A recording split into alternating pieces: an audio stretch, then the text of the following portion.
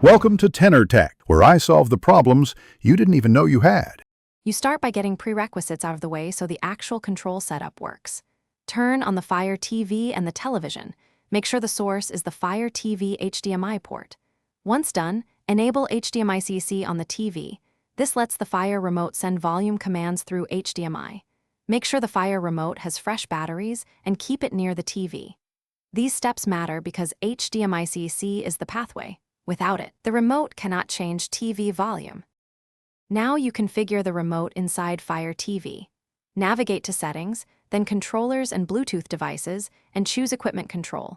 Select Manage Equipment and pick TV, then change TV to let Fire OS detect a match or walk you through a manual brand selection.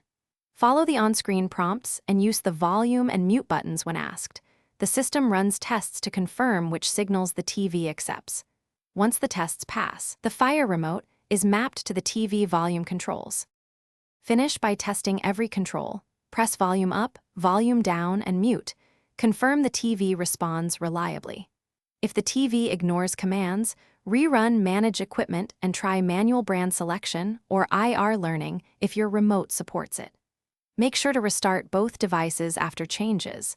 A power cycle often clears HDMI-CC negotiation issues. If problems persist, check the TV's HDMI-CC toggle again and try a different HDMI.